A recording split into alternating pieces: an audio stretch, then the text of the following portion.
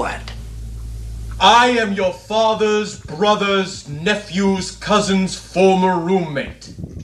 Okay, so let's do a three-part on cheap Chinese outboards. Are they good? Are they junk? And keep in mind, before you go and rag on me because Chinese stuff's junk, you're using a Chinese-made product right now to watch this. I'm using one to film it. They seem to work. Alright, so the new outboard is here. And I've decided to put it in the boat like this, with the theory that if it is to fall out of the boat, getting back onto the big boat, that the styrofoam and the cardboard will keep it floating so it doesn't fall and sink. Theory. Get my little Suzuki to push us back. That's the theory. We'll see.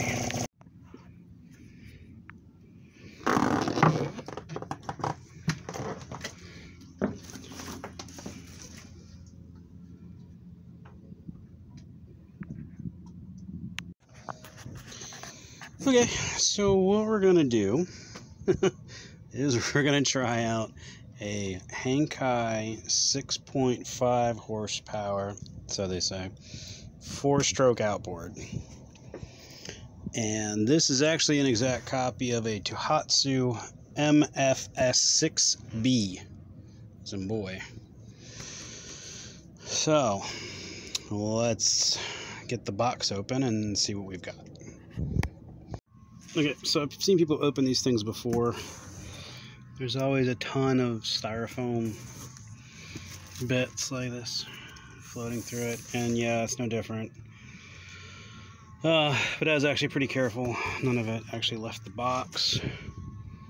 And it's very tough doing this, but we're supposed to get like 5 inches of rain here in Vero this weekend. So let's walk around to the front. So, yep. Manual. Oh, look at that. It's in English. So, and, yeah. Spare spark plug, which we're not going to use, a head gasket, which is nice, the impeller, and a secondary starter rope, which again oh, whoa, what is that? There's a pin in there too. Huh. Well,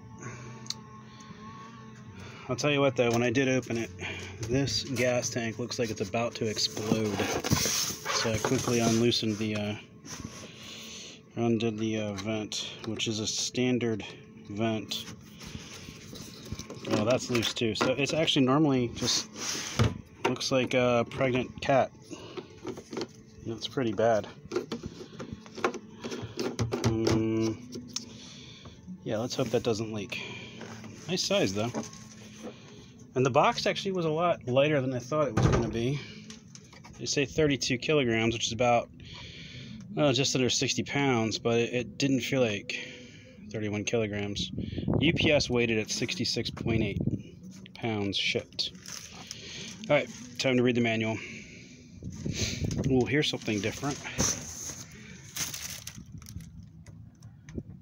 I haven't seen that before. On the other one, there was no plate, so that's good.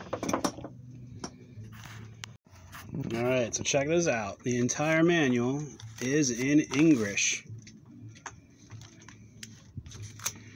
123 cc's. The NGK. This is an exact identical to the Tohatsu MFS6B. Yep. So I thought the RPM range on that one went to 6,000 RPMs. Transom weight on the short, 56.4 pounds. Yeah, the whole manual is in English. I know some people, I've seen the videos on YouTube where they're in Chinese or Korean. This is definitely completely, entirely in English. So I think the quality actually should have been improved at this point too, based on what I'm seeing. But if you don't have, if you've got the old one, just download the Tohatsu manual. It's a word-for-word copy. Alright, so I'm going to spend the next 20 minutes, I'm sure, picking out styrofoam bits, but you can see the packaging did its job. And my drive leg, looks like it may have pushed out once, but it's in good shape. So, but there are styrofoam bits everywhere. Alright, time to clean this mess up before it gets in the water. Okay, so just some things I've just taken a quick notice as I'm cleaning up here. This is the reverse lock. This plate here, which goes to these jaws here, prevents you from lifting the motor in reverse. See, that's up, that's down. This is extremely dry. So, in fact, that's not even dropping, and it should. There's no lube in here. Oh, there's actually styrofoam in there. How about that? And down here. So, I'm going to use some spray lube. There was some grease in here. And there was a little bit of grease coming out of here. So these have been hit, these Zerks. Which is good, because I don't have a Zerk gun on board. But you can see the grease coming out of the gap between the two pieces right there. So it's been greased. But it is identical to the Tohatsu. Is that wet? Yep. It's like some flashing oil. And the air intake arrestor's there. So, yep. It is their warning, no oil in the unit. Don't start it, you dumbass. But as you can see, it is, I'll try and do this slowly, an exact carbon copy clone. Oh, more people coming into Vero. Although this is usually chrome, not black. Fuel pump's identical. Carb's identical. Notice there's no clamp on this one, but there is on that one coming out of the pump. And they're not zip ties anymore. So that's different. And the notoriously bad, broken, always breaks shift interlock is right here. That appears to have been fixed. Definitely, oh, we do have a fuel filter now. There's your zip ties. Yeah, so I'm not seeing anything wild. I'm also not seeing any paint marks. That it would have torqued it, tested it, and put a paint dash on it. So guess what I'm going to be doing for the next 20 minutes? Yep, cleaning up more styrofoam. Alright, be back. Okay, so just checking. I would take the toolkit and basically just throw it away. It's pretty much useless. Yeah, I'd been trying to get this out, and then the spark plug thing, and yeah, just fell apart. All four valve covers were loose. This bolt was loose. Both bolts down here needed to be snug. This was loose. Cylinder head bolts, they were good. Intake bolts were good. Bolts up here were pretty good. Everything on this side was good. See, that's where they call dealer prep, and these don't have a dealer network. Oh, this isn't even really. I'd probably just do that with it. Call it a day. But yeah, these guys don't have dealer preps, so that's what a dealer would have done. That one was loose too. But everything else looks to be okay. So I'm gonna go get a real toolkit and replace that spark plug with the NGK that's called for in the manual. Oh, yeah, before I go on any further, this is one of the benefits of this boat, having this big helm station with the ice box. Outboards fit perfectly in there for servicing. And for those who think everything that comes from China is crap, keep in mind you can't buy your damn Chevy or Ford or Dodge pickup trucks because parts from China can't get out. So things from China have very quality, just like they do in the States, but you want to be able to go over it and test every little piece.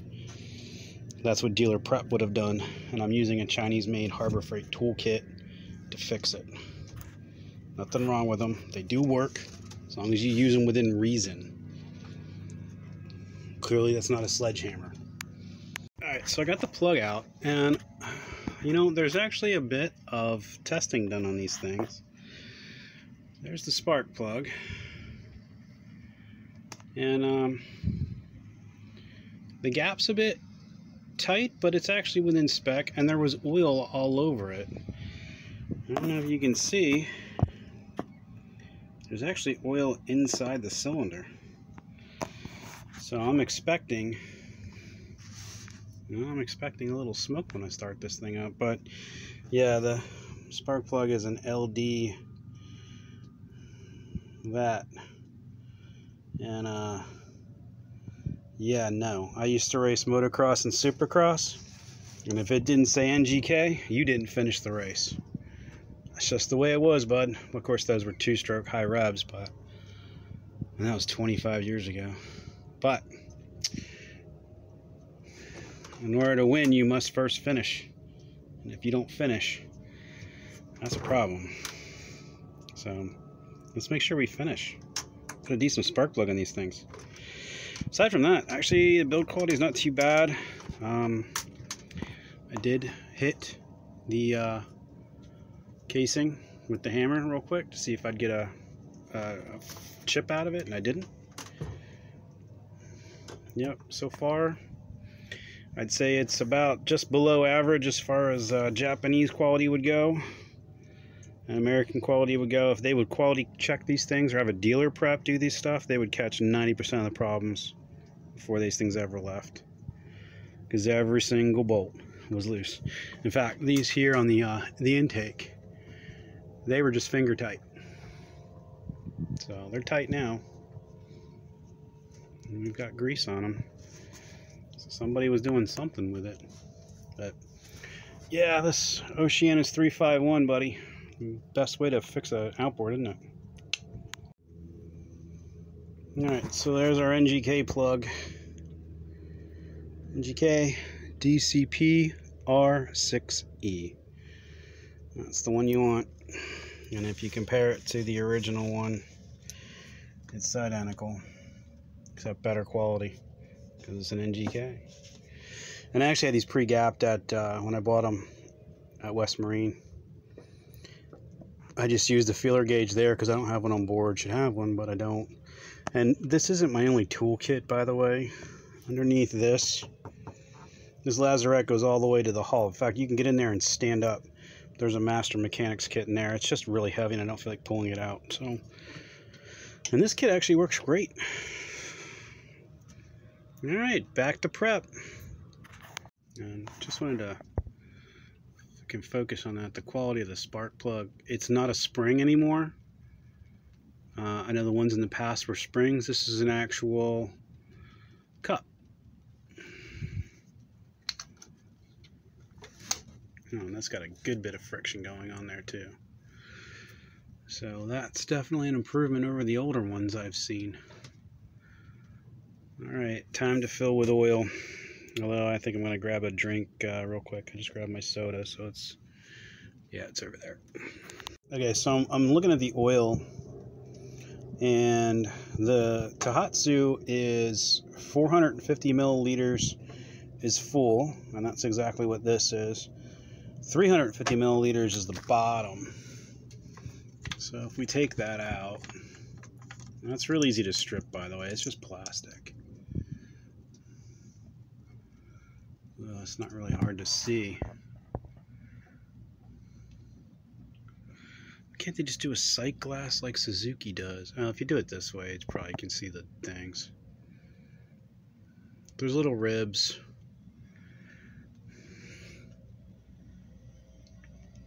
And between the ribs is good. So the bottom is 350 and the top is 450. So in between, that's 100 milliliters, which is not much. All right, still not ready. I'm gonna go through the manual one more time.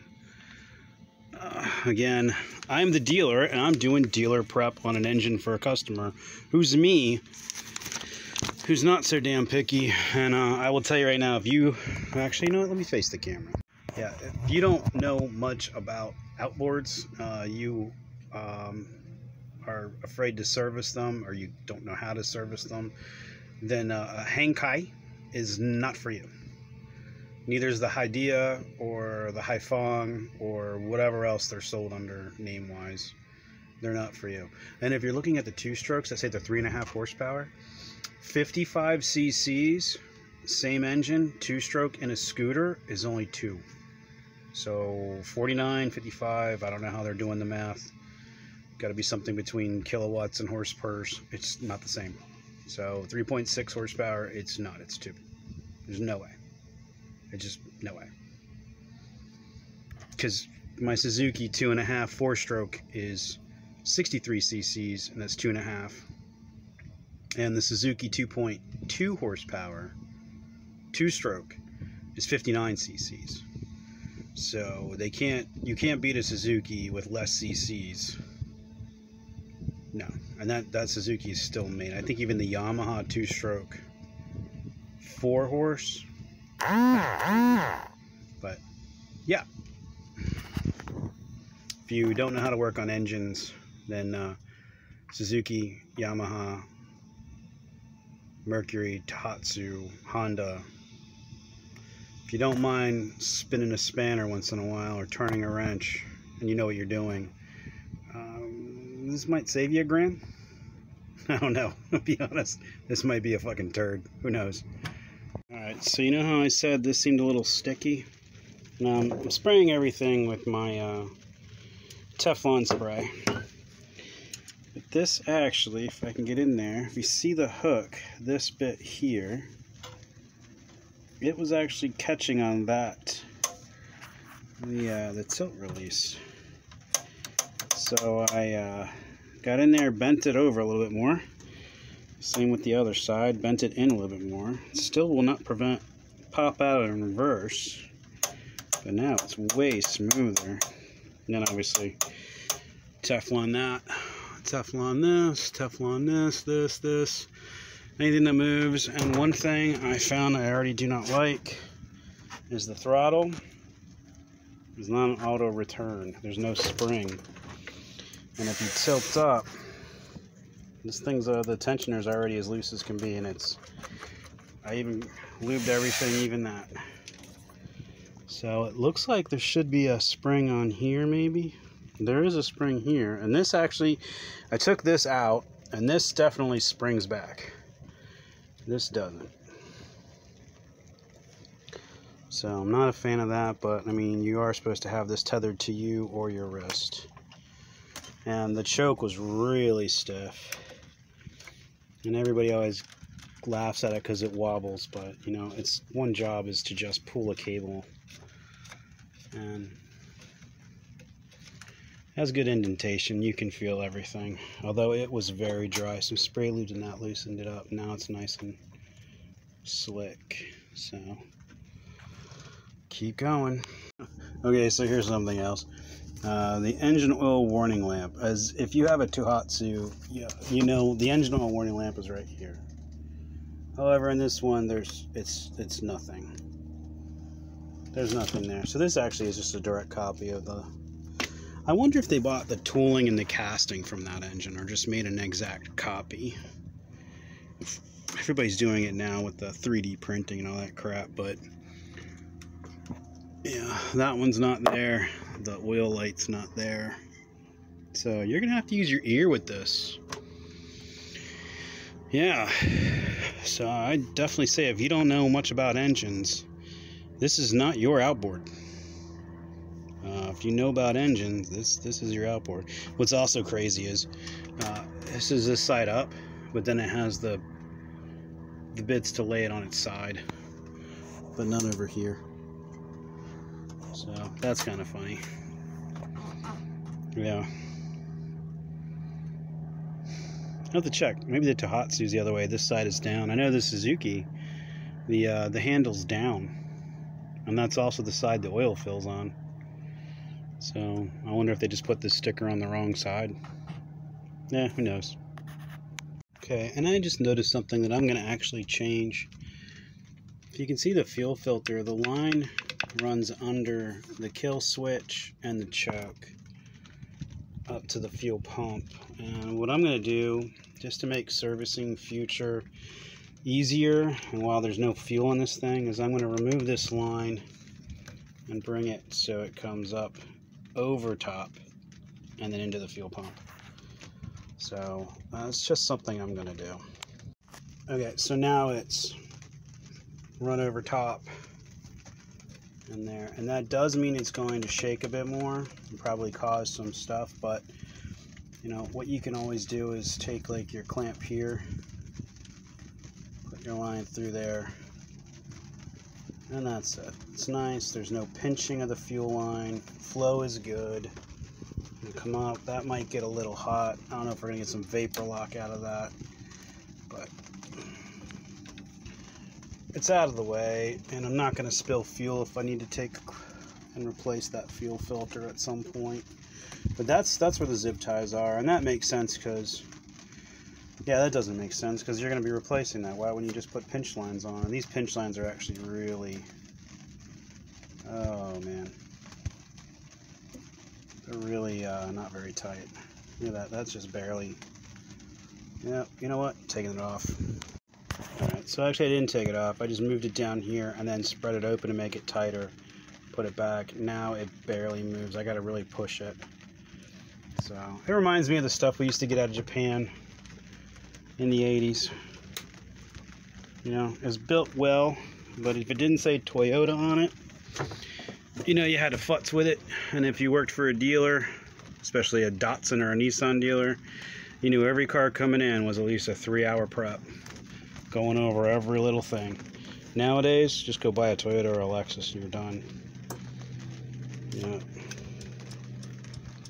And keep in mind, any parts you buy for your Tohatsu probably came from China anyways. So, but it's a pretty good copy. So far, so good. Aside from a few low bolts. In fact, you know, maybe they torqued them to right, and I'm just being picky and tightening up even more. But what the tricky bit is that one right there. Yeah, that one for the intake. You got to take this off. And they were snug. They were good. They probably would have worked fine, but I gave them a little 1/8 of a turn. Same with those two. But yeah, everything else was pretty good. The main parts, down here your drive leg, the oil seal bolts, and the cylinder head bolts, and the power head bolts, they were all tight as can be. I wouldn't make them any tighter. So, alright, it's starting to pour down, and I'm getting tired of dealing with this shit. So, I gotta prep the boat for rain.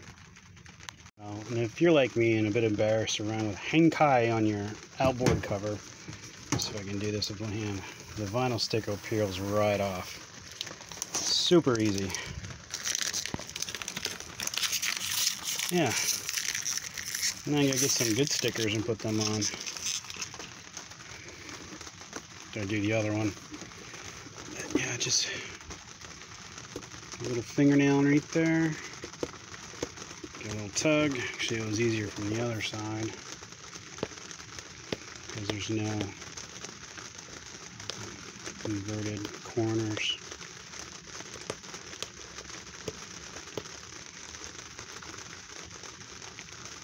And that's it.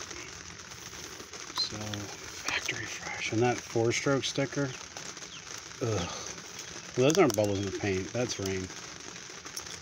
Alright.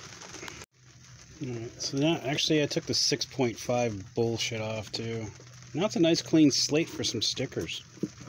Some good stuff. That reminds me of back in the day when you got your fresh Acerbis plastics for your bike. I gotta get those off too, but they're really on there. They're on there better than the manufacturer's label. Oh, and the 4-stroke one? Yeah, I tried to peel it off, but it's still on there. It's sticky now. I'll just find something and put it over it. I know it's going back there. Wait, is this the front or the back? It's the back. So I'm gonna put a redemption sticker right there. Yeah, probably should treat this like I do the back window of my SUVs and my cars. Stickers of everywhere I've been. Oh, it's on the back of the Zuki. The Zuki has a couple of them on the back from Key West and Clearwater and all that. So maybe I'll do that first up. That one. Alright, so I actually had one from that I got at Vero Beach. I'll have to get down to the Deep 6 Dive Sports and get some surf stickers or something and put them on. All black's kind of plain Jane. I guess you could have left the Hangkai on. That'd be great for theft prevention. But yeah, for now, this is like a really good spot for like pirate flag or a skull or something. And I took the crap off the front too, except like the operator shit. So it's like a Vader helmet right now. It's all black. It's like Darth Vader. You get down to freaking Keys, and I know somebody's gonna be like, "Oh yeah, stick my boat sticker on that engine too," and that's cool. I don't care. Be covered in stickers. Okay. So I think part 1 is done. I didn't think anybody needed me to show them how to put oil in an engine or gearbox oil. Pretty self-explanatory. It's in the manual. Actually, it's not. The gearbox oil is not in the manual. So that's your fill. That's your oil level. Remove them both. Pump it up. The oil level. Oh yeah, there is a zinc on this engine. It's right there. It's only on one side. I don't see the bottom. I'm not sure if you can put a bottom zinc on it. So, Lord Helmet, Commander Spaceball. This is the end of part 1. In part 2, we'll actually start the break-in process and see if it is a $1,000 shiny black Lord Helmet anchor, or if they've actually improved and they've gotten better. That's interesting. Why is that there? I wonder if I can put an extended gear shift on it. Maybe. So, but conclusion so far is, oh look, yeah, that's the plug for the shifter.